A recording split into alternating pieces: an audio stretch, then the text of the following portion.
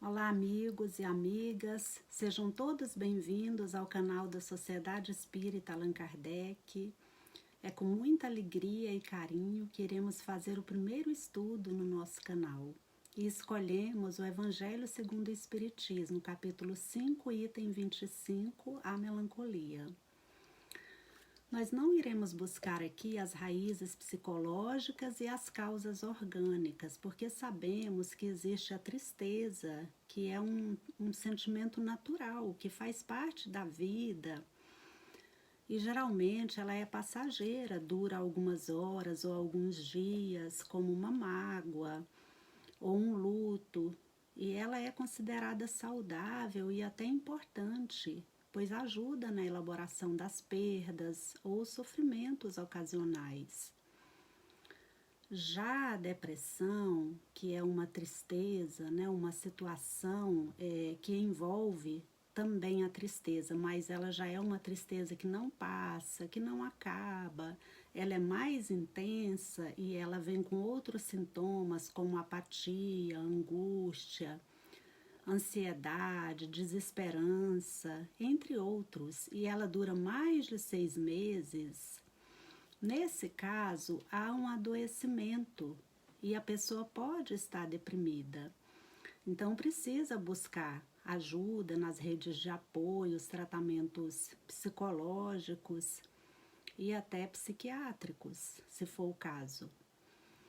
Então, nós iremos falar da melancolia associada às causas espirituais, para a gente poder estar atento às orientações dos espíritos e não cultivarmos excessivamente esses estados de alma, para não comprometer a nossa tarefa aqui na Terra, o que viemos fazer, os nossos projetos, as nossas realizações. Então, nosso enfoque ele será no Evangelho, nas causas espirituais da melancolia, o que está por trás dessa vaga tristeza que às vezes envolve o nosso coração. Eu achei interessante buscar a origem da palavra melancolia, e eu encontrei que é uma palavra antiga que vem do grego e que está associada aos conceitos apresentados por Hipócrates no século IV a.C., quando ele apresenta a teoria chamada teoria dos humores ou teoria humoral. Conceitos também desenvolvidos por Galeno mais tarde. A teoria dos humores ou dos 4 fluidos corporais, ela diria que a saúde do indivíduo ela estaria associada à composição desses 4 elementos corporais, que seriam a bilis amarela, a bilis negra, o sangue e o fleuma. Então, esses 4 elementos em equilíbrio dariam a saúde ao indivíduo, e o elemento predominante ele iria impactar na sua personalidade, no seu temperamento, na sua maneira de ser.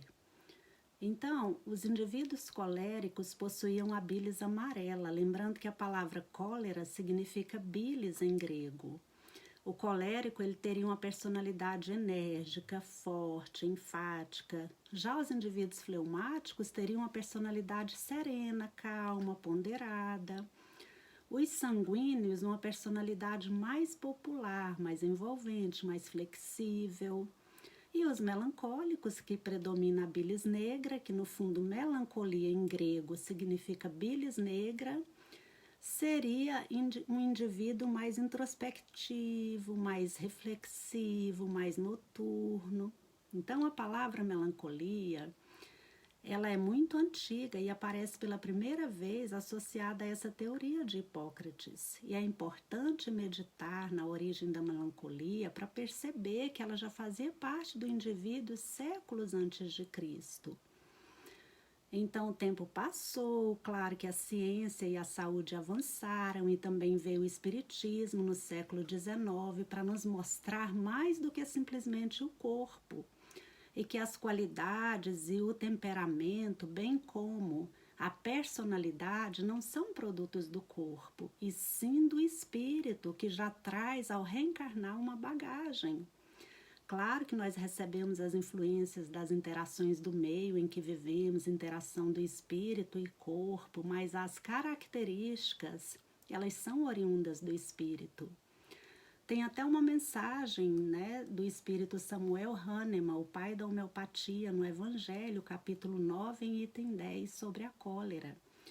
Ele diz assim: o corpo não dá cólera àquele que não na tem, do mesmo modo que não dá aos outros vícios. Todas as virtudes e todos os vícios são inerentes ao espírito. A não ser assim, onde estariam o mérito e a responsabilidade?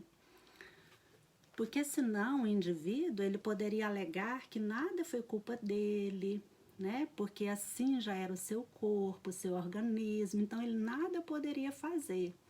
Inclusive o próprio Hahnemann, nessa mensagem, ele dirá que muitas vezes buscando justificativas, né? Para justificar a nossa não mudança, para mantermos tais quais somos, com os velhos hábitos, velhos vícios, com as nossas explosões de cóleras e de excesso, é que nós acabamos incultando ao organismo e ao corpo as causas que são nossas e, na verdade, estão ali, radicadas no espírito. Então, nós iremos ler e comentar o capítulo 5, né, item 25, a melancolia, que é uma mensagem escrita pelo espírito François de Geneve. Então, ele começa assim: sabeis porque às vezes uma vaga tristeza se apodera dos vossos corações e vos leva a considerar amarga a vida? Então, assim ele define essa melancolia, essa vaga tristeza, como uma névoa, um desânimo, um clima mais denso, né? Fechado, que vai nos contagiando internamente. E aí a gente sente tristinhos, como se a vida perdesse o sabor, como ele mesmo fala, sentir amarga a vida destemperada, sem a alegria do viver.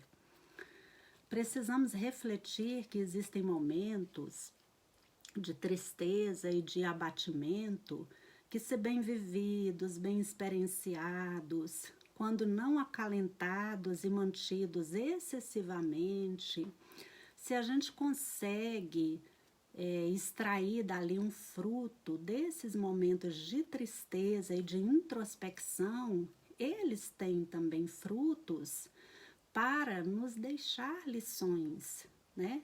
A nos ensinar, a nos trazer questões para reflexão. A questão, meus irmãos, é quando isso se apodera de nós, é quando isso nos cega, retira a visão da vida em termos dos nossos sonhos, de projeto, de ânimo, né? E aí o Espírito continua explicando o motivo. É que vosso espírito, aspirando à felicidade e à liberdade, se esgota jungido ao corpo que lhe serve de prisão, em vãos esforços para sair dele. Reconhecendo inúteis esses esforços, cai no desânimo, e como o corpo lhe sofre a influência, toma-vos a lassidão, o abatimento, uma espécie de apatia, e vos julgais infelizes. Então, aqui ele explica, né, que esse processo, essa experiência, muitas vezes estará relacionada a essa própria experiência da encarnação.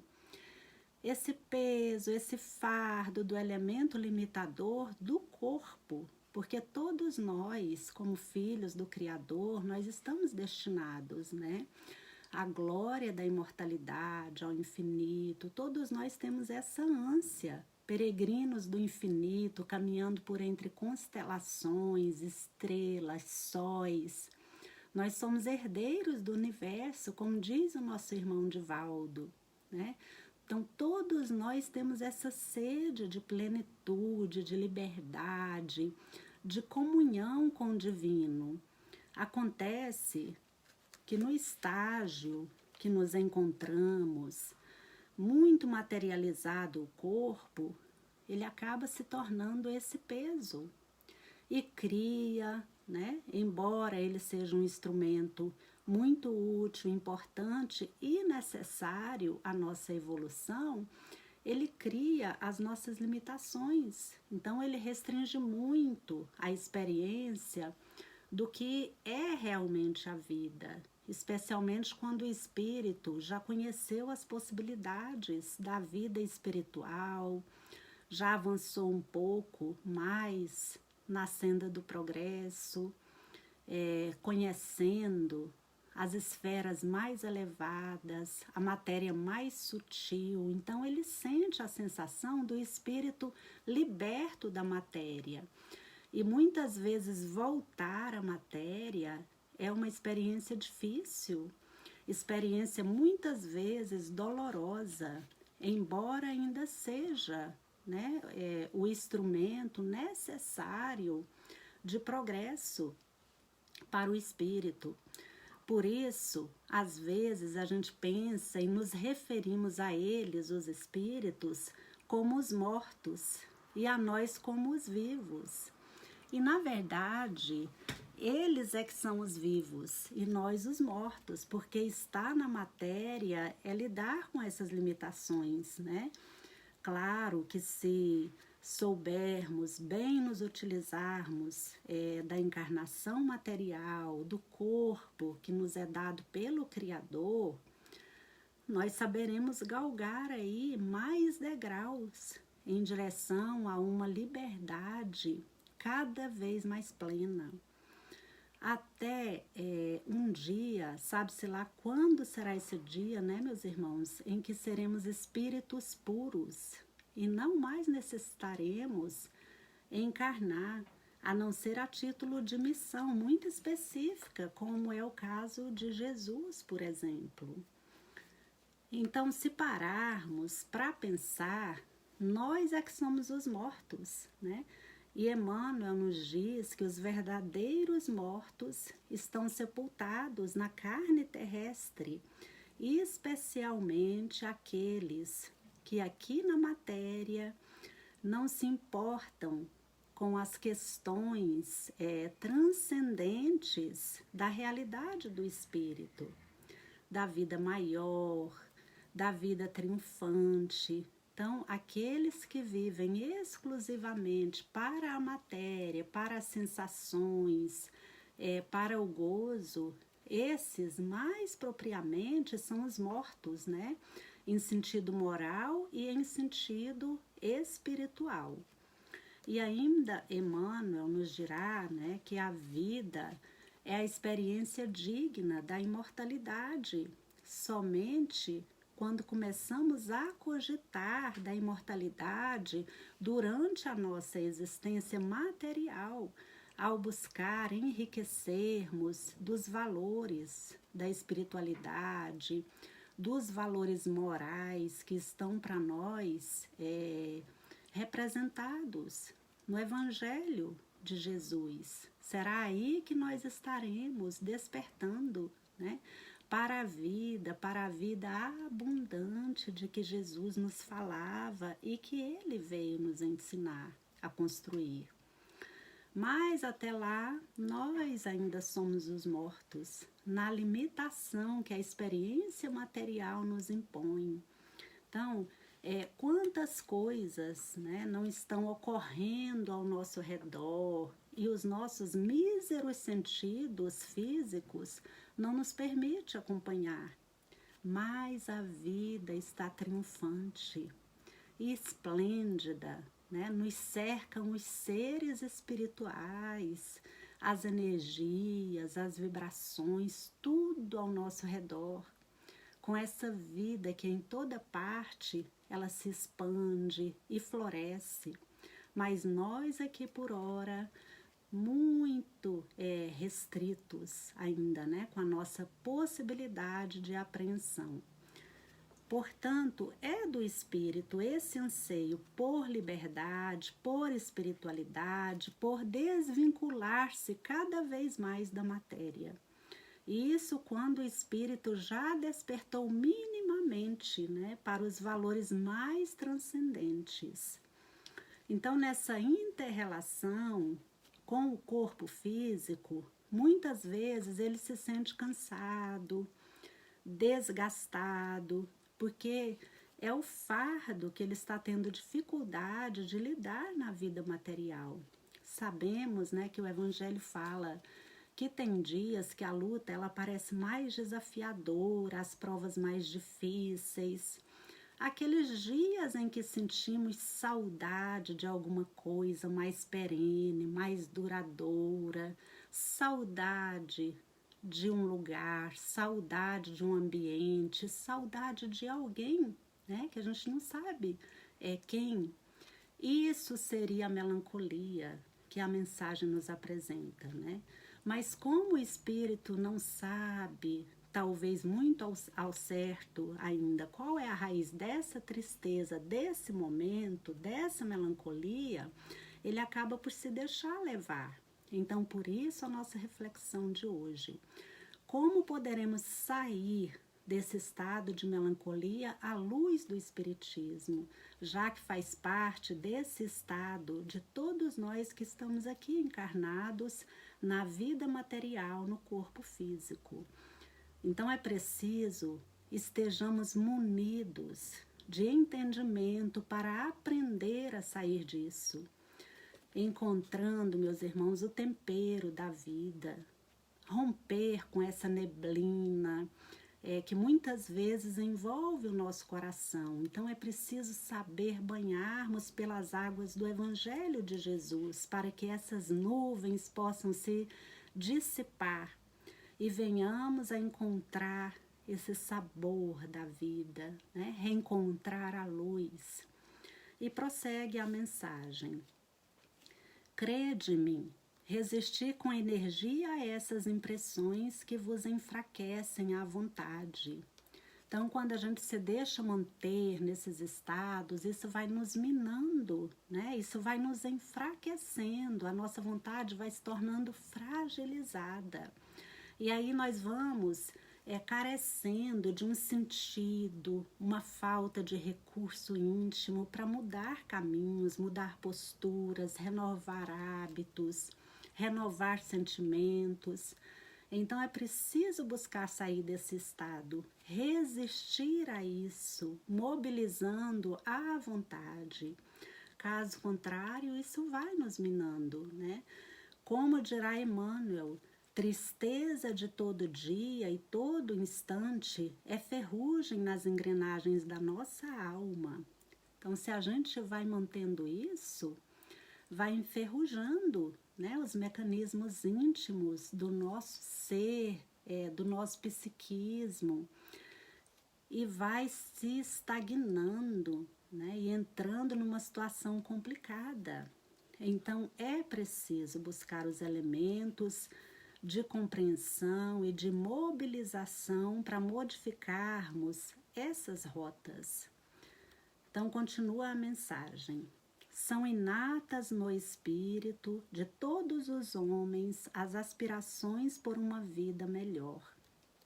Então, aqui ele começa a orientar, né, de como podemos modificar esses rumos do nosso sentimento, do nosso estado de alma, e identificarmos com essa busca de uma vida melhor, né? Mas da maneira mais adequada. Por isso, ele prossegue na mensagem, né? Mas não as busqueis neste mundo. E agora, quando Deus vos envia os espíritos que lhes pertencem, para vos instruírem acerca da felicidade que ele vos reserva, aguardai pacientemente o anjo da libertação, para vos ajudar a romper os liames que vos mantêm cativo o espírito. Então ele começa a apresentar mais elementos de situação, né, de solução nessa situação, nessa condição, que é a paciência, o vislumbrar uma felicidade de algo maior, mais transcendente, mais perene do que simplesmente dos gozos materiais, da satisfação, só dos sentidos. Né? Então, é olhar para algo que vai além disso e, portanto, diga respeito não só ao corpo, mas especialmente ao espírito. buscar a paciência para essa felicidade mais duradoura. E ele diz, né? Lembrai-vos de que durante o vosso degredo na terra, tendes de desempenhar uma missão de que não suspeitais, quer dedicando-vos à vossa família, quer cumprindo as diversas obrigações que Deus vos confiou. Então aqui ele já traz outro elemento para nos ajudar, que é buscar o movimento nas realizações do cumprimento dos deveres, no encontrar de propósitos que nos estimula e que movam, né, nos movam de desejo, seja no seio da família, no trabalho, no esporte, no hobby, na tarefa que nós fomos chamados a realizar. Então, quando a gente mobiliza as engrenagens da nossa alma por meio do esforço, da dedicação, do raciocínio, da busca, a gente está saindo desse estágio ou dessa condição de estagnação, de cristalização, né? Então, ele vai nos trazendo essas orientações, dizendo ainda: se no curso do vosso degredo provação, que é a experiência material e, ao mesmo tempo, um degredo da nossa pátria verdadeira, né? Para uma provação que nos estimula a crescer. Então, ele fala, né?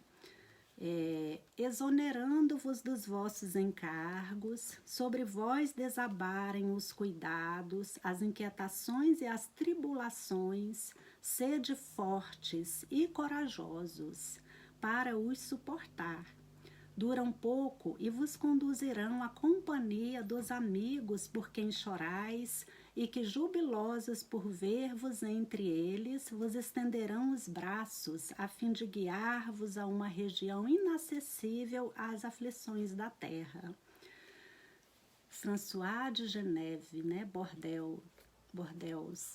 Então, aqui ele nos traz algumas definições sobre essa condição e nos orienta a lidar com ela de uma maneira resoluta, corajosa, nos apresentando alguns elementos importantes para entendermos os caminhos de mudança, né, que são a paciência, o trabalho, o esforço, a dedicação, o ocupar a nossa mente, o movimentar as nossas potências criadoras, as nossas engrenagens íntimas, porque assim estaremos no influxo da vida, né?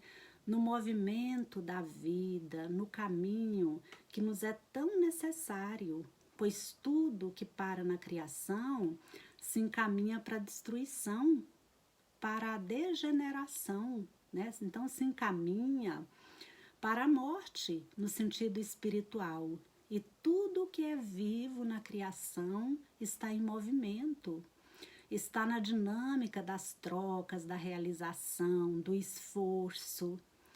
E para a gente, né, complementar um pouco, eu busquei aqui em Kardec a questão 943 do Livro dos Espíritos, né, que ele pergunta assim: de onde vem esse desgosto pela vida que se apodera de alguns indivíduos sem motivos plausíveis?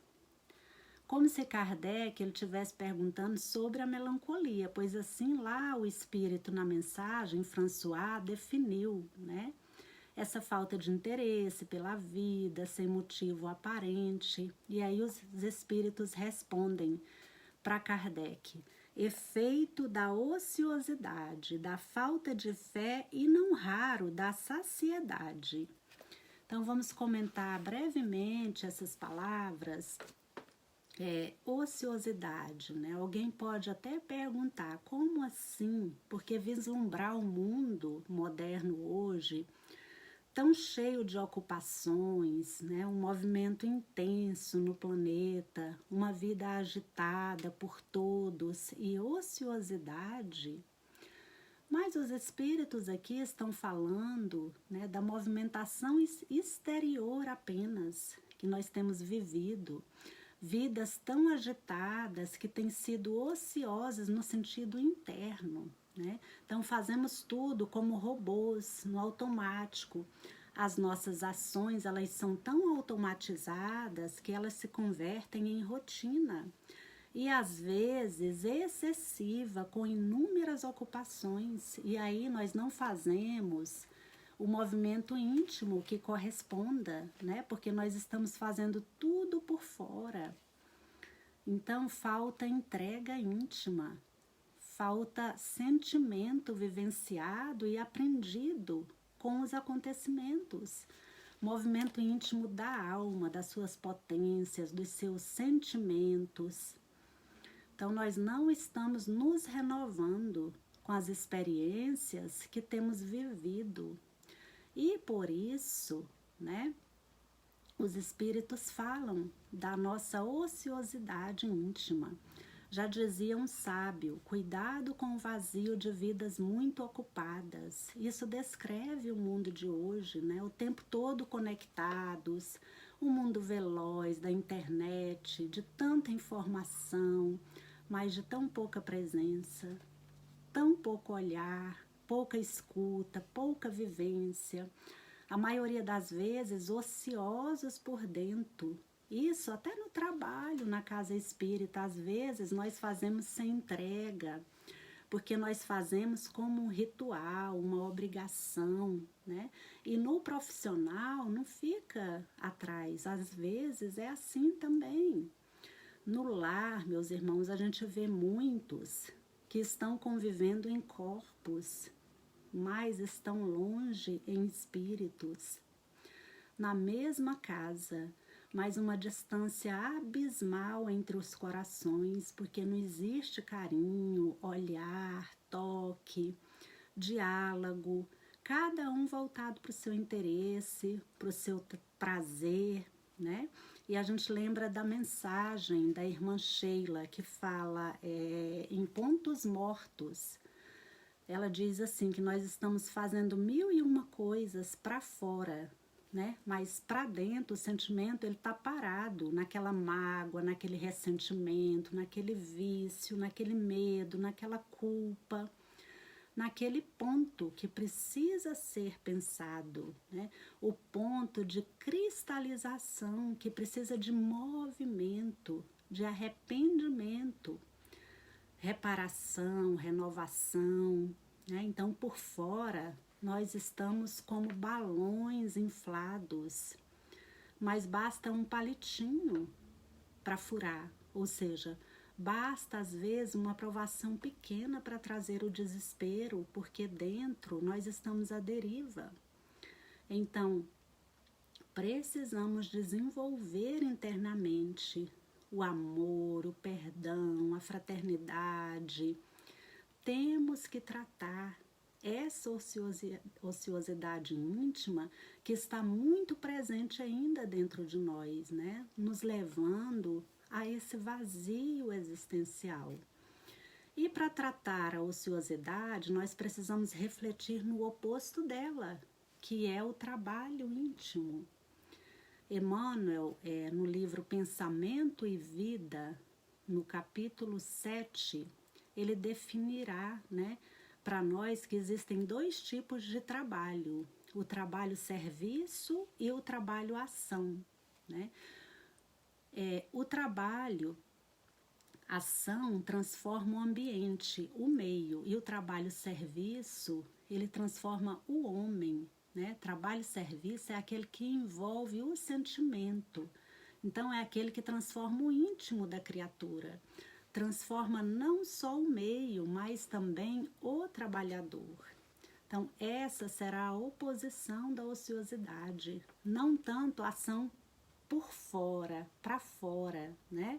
Naquela casca, mas a ação íntima do autoconhecimento, da realização interior de sentimentos, pelo serviço, pela humildade, pelo evangelho cultivado, compreendido, vivido, né? Eis aí um elemento essencial para não cairmos nessa condição da melancolia. ou pelo menos sairmos dela tão rápido nos seja possível, porque quando não estamos movimentando as potências internas da alma, nós damos espaço, né, para que as sombras que ainda habitam em nós, elas venham a crescer de forma, né, desequilibrada e sejam inclusive insufladas pelos espíritos que não nos querem ver progredindo. Então é preciso ocupar internamente os quadros da nossa mente com serviço no bem, na luz, né? Paulo, ele disse no livro Paulo e Estevão, o serviço no bem é a muralha defensiva contra as tentações, contra as tristezas e contra a ociosidade. Então, é importante refletirmos, né? O segundo elemento, a palavra que eles falam, é a falta de fé. A fé, né? Então, é a falta de fé que é o nosso ceticismo, é a nossa descrença, é o não olhar para além, né? Não ver um sentido maior para a vida, porque a fé raciocinada, como propõe o Espiritismo, ela vai raciocinar sobre as grandes questões da vida, as mais fundamentais, especialmente a nossa relação com Deus, com Jesus, com o propósito maior da vida, né? Então a fé, ela repousa aí nessas bases, e quantas criaturas não terão a crença só no aspecto exterior, faltando a fé no seu sentido mais belo, mais profundo e mais importante, que é a coerência, né? A vida harmonizada com o que nós temos aprendido na nossa escola religiosa, a vida condizente com a consciência, com aquilo que já conseguimos esclarecer da nossa consciência. Essa é a fé, né, que precisamos ter, mas essa é a fé que tem faltado na maioria dos corações. E Emmanuel também nos dirá que crentes são muitos, de todas as denominações religiosas, não faltam pregadores, servidores, propagadores em todos os segmentos religiosos. Agora, apóstolos, aqueles em que a fé se sublima, esses têm se escasseado cada vez mais. Embora, né, tenhamos milhões de criaturas na Terra que têm a sua religião, a sua crença, a sua filosofia, mas a fé que preenche a vida de sentido, que traz uma força, uma resiliência perante o sofrimento, porque ela dá sentido às experiências e ela explica o sofrimento e mostra como podemos conviver com aquela experiência difícil, em degrau de ascensão, né? Essa fé, ela tem faltado, né? Essa fé que nas palavras de Santo Agostinho, no capítulo 5, item 19, quando ele põe o mal e o remédio. Essa fé é o remédio diante do mal, diante da dor, do sofrimento, porque ela nos projeta para além disso, né? Nos faz enxergar a vida do mais alto, ver para além dos obstáculos, dos desafios, ver o horizonte luminoso que nos espera, que nos aguarda. Então é a fé da coragem, da paciência, da força para vencer a nós mesmos, vencendo os obstáculos exteriores também. Então a fé, no sentido mais profundo, ela tem faltado e ela tem levado muita gente ao desânimo, à falta, né, desse sentido existencial, especialmente em momentos mais difíceis, como esses momentos de agora, né, meus irmãos?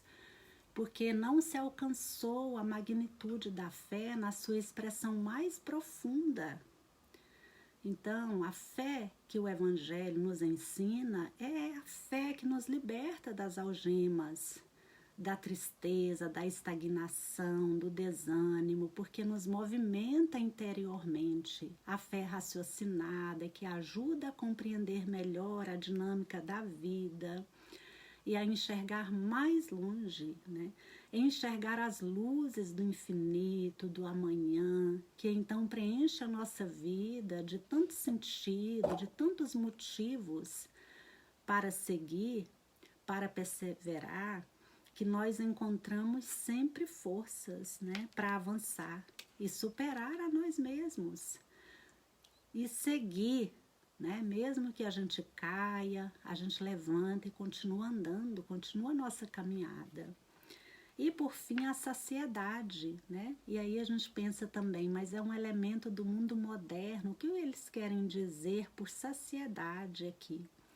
Então, a saciedade, o culto aos prazeres, essa vida hedonista, a satisfação imediata a qualquer custo, a qualquer preço, sem pensar no outro, que muitas vezes está envolvido na satisfação das nossas fantasias, né?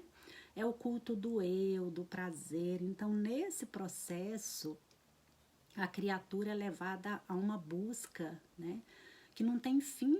Ela quer cada vez mais e ela entra no espiral do vício, seja no vício do sexo, do alcoolismo, da drogadição, do poder, da fama, do prestígio nas redes sociais, né, das curtidas, e assim ela nunca se sacia, ela está cada vez mais nessa corrida louca da sede do mundo que não acaba. Como nas palavras de Jesus que disse à samaritana: quem bebe dessa água terá sede outra vez e cada vez mais. E ela se afasta daquela água que poderia saciá-la, que é a água da realização íntima, das conquistas, do desenvolvimento dos valores do espírito, da renúncia, do amor, da humildade, da paciência, da benevolência, né? Da compaixão, do bem. Ela foge disso para buscar a saciedade do aqui e do agora, dos prazeres do corpo. Na questão 714 do Livro dos Espíritos, Kardec ele pergunta aos espíritos, né, que se deve pensar do homem que procura, nos excessos de todo gênero, o requinte dos gozos? Pobre criatura, mais digna é de lástima do que de inveja, pois já bem perto está da morte. E Kardec pergunta, perto da morte física ou moral? De ambas. Então a criatura, né, ela vive somente para o que é transitório. Mas eis que a vida física, ela é tão efêmera e logo ali mais adiante, perdido o corpo físico, como ela vai saciar tudo isso? Essa sede que a devora. Então o indivíduo que entra nesse processo de vida puramente material, de interesses voltados unicamente para o material, ele cai num tédio, né? Ele cai numa sede, ele cai num desespero que ele não consegue saciar intimamente e acalmar-se internamente. E esse é o quadro, muitas vezes visto na humanidade de hoje, esse culto da vida hedonista, dos prazeres, que é fruto do materialismo, como também a falta de fé será um fruto do materialismo. A própria ociosidade na incompreensão das leis espirituais que regem a vida, no estreitar desses horizontes da experiência puramente material, muitas vezes divulgados, alienados, mantidos, né? E cultivados por esses grandes expoentes da ciência, do mundo, do materialismo, do ceticismo, algumas criaturas, meus irmãos, elas embarcam, né, nisso aí e acabam caindo nessa condição de melancolia que não passa, desse desgosto pela vida, desse desânimo, né? Que nos remete aí, se pensarmos no sentido da palavra ânima, que vem do latim e significa alma. E desânimo significa desconectarmos da nossa alma, dos propósitos da nossa alma. Então, é uma consequência natural disso. Quando fugimos do movimento íntimo, da renovação e caímos na ociosidade, quando fugimos à fé no seu sentido mais profundo, nós nos distanciamos dessa comunhão, né, mais próxima com o Criador. Quando buscamos única e exclusivamente a saciedade na satisfação dos sentidos imediatos, dos prazeres materiais, e nos desconectamos dos prazeres e das alegrias do espírito e da nossa alma, ocorrem então, né, esses processos de vazio existencial. Então, quantas vezes, meus irmãos, nesse processo por buscar a saciedade do aqui e do agora apenas, a criatura, ela não busca alguns momentos de prazer e de euforia a preço de muitos anos e muitos meses ou até uma encarnação inteira, às vezes, de lágrima, de sofrimento, né? Porque para conquistar aquele prazer ou aquela saciedade, ela se desequilibrou, ela prejudicou a si mesma, ao seu corpo, à sua saúde, ela passou por cima de leis, ela desrespeitou pessoas, violentou a própria consciência. Então, quando buscamos a saciedade do espírito, né, nós iremos pensar nas consequências dos nossos atos, nós iremos até lembrar de Paulo, em que diz que tudo nos é lícito, mas nem tudo nos convém. Então não é a liberdade para fazer tudo o que se quer a toda hora, a qualquer preço, a qualquer custo, porque nós sabemos que liberdade é disciplina, né? E é saber dizer não para nós também. Então, não é uma prisão, pelo contrário, é a chave da porta que nos permite alcançar a liberdade do cativeiro das nossas paixões, do nosso egoísmo, do apego à matéria. Essa é a liberdade, né? E essa é a saciedade íntima que o Evangelho nos apresenta, que pode nos preencher, porque ela nasce da plenificação do Espírito, pela conquista de si mesma, pelo bem, pelo amor que começa a sentir, a viver, pelos conhecimentos que vai adquirindo, né? E aí vai passando a ter a autonomia. Então, o oposto será investir mais nessa saciedade do espírito do que simplesmente na saciedade da satisfação do imediato. Fazendo assim, meus irmãos, nós estaremos encontrando os recursos seguros para sair, né, da melancolia, aprendendo, inclusive, a aprender com esses momentos de tristeza, porque existirão, segundo Paulo, 2 tipos de tristeza na vida, né? Como ele coloca na segunda epístola aos Coríntios, capítulo 7, versículo 9 e 10.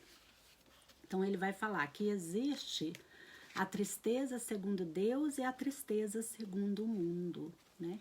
A tristeza segundo Deus opera arrependimento, que leva à reparação.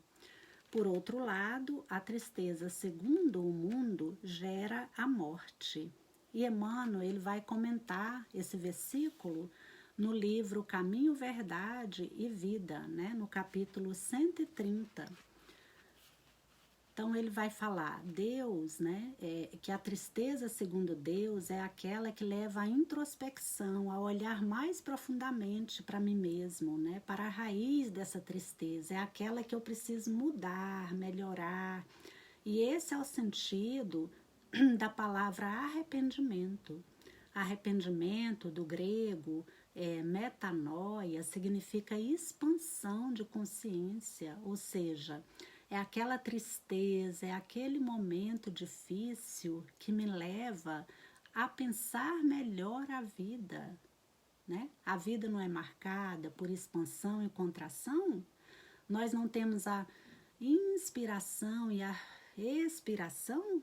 Então existem os momentos, né, de expiração, que são os momentos de realizar, de criar, de fazer. Mas é importante também que existam na vida os momentos de inspiração, voltar-se para dentro de si, né? A introspecção. É isso que Paulo está dizendo. Quando eu estou iluminado pela fé, pela confiança no Criador, quando eu estou buscando a comunhão com Ele, os momentos de tristeza eu consigo convertê-los em momentos que me levem a refletir melhor sobre mim mesmo, né? E a sanar questões íntimas. Então, ela opera o arrependimento, que vai levar à reparação, né? Que leva à melhoria, que leva à libertação. Essa é a tristeza segundo Deus. É a tristeza que nos leva a olhar e sanar questões da vida verdadeira. Agora, por outro lado, né? A tristeza segundo o mundo, aquela que a gente vai acalentando, cultivando, sem esperança, sem buscar a comunhão com o plano mais alto, sem a oração, sem o movimento, essa, diz Paulo, que gera a morte, né? Mas a morte em qual sentido será? A estagnação, a cristalização, a morte no sentido moral, no sentido espiritual, porque é o espírito que desanima, que estaciona na vida, que deixa de sentir o influxo da vida, que deixa de se movimentar, de aproveitar o patrimônio abençoado do tempo. Então, é aquela tristeza que leva o indivíduo a parar, né? A desanimar, a desistir. Não é a tristeza que leva à introspecção e à mudança e, portanto, à renovação. Pelo contrário, é aquela tristeza que leva ainda mais tristeza, mais rebeldia. Essa é perigosa, meus irmãos. Essa precisamos lutar contra ela. E é o que o François, na mensagem do Evangelho, nos diz: resistir a essa circunstância, porque é a estagnação do espírito. O que Emmanuel comenta, né, no livro Caminho, Verdade e Vida, a tristeza segundo o mundo, gerando morte, no desvio do desequilíbrio dos sentimentos, na estagnação do espírito. Então, todo ponto de mágoa, né, de ressentimento, de revolta, de ódio, é preciso logo sanar, nos diz Emmanuel. Caso contrário, se torna um ponto infeccioso no nosso psiquismo, nos tecidos sutis da nossa alma, que aos poucos vai comprometendo todo o funcionamento do nosso mecanismo interior, das nossas potências íntimas. E aí a gente vai parando, né? Vai desanimando. Então nós temos que aprender a sair disso, a fazer dos momentos de melancolia e de tristeza momentos que nos levem à introspecção, à reflexão, à expansão de consciência e melhoria. Por isso, Emmanuel, no capítulo 11 do livro da Esperança, ele traz o conceito interessante de melancolia edificante. Ou seja, existirá uma melancolia que é edificante? Sim, né? Ele diz que existe, né? Que é aquela, nas palavras dele, que expressam a saudade de uma vida maior, o anseio por uma vida maior, de maior liberdade do espírito. Essa é uma melancolia edificante, desde que saibamos convertê-la, portanto, em ainda mais estímulos, em redobrado esforço e fervor no trabalho do bem, né? Na melhoria de nós mesmos, porque aí ela se torna um aguilhão que vai nos impulsionar a avançar, a progredir ainda mais. Então, essa melancolia edificante, com esse anseio do espírito que sabe do seu destino, que intui o seu destino e ele quer avançar para lá. No livro Renúncia, a gente vê a Alcione, né, passando por isso, sentindo essa melancolia, mas no fundo é aquele espírito que já sabe, que já sentiu, porque já viveu essa vida maior. E como é que ela responde a isso, meus irmãos? Trabalhando, ocupando-se ainda mais, mas não simplesmente na ação exterior, e sim com a ação íntima, né? O coração colocado em cada gesto, cada palavra, porque está aí o caminho fundamental para a gente encontrar a solução diante dessa condição. Então, esses são os comentários do ponto de vista espiritual acerca da melancolia, que nós possamos, né, em nos reconhecendo espíritos destinados a essa vida maior, quando sentirmos essa melancolia, essa vaga tristeza, que possamos buscar esses elementos que nos foram aqui apresentados pelos espíritos, o trabalho com qualidade, né, com presença, com vontade, com sentimento, buscar a fé de uma forma mais profunda para desenvolver a nossa relação, né, com o divino e também, né, para nos trazer as alegrias do espírito que vai além dos prazeres da matéria, as alegrias divinas que são perenes do espírito,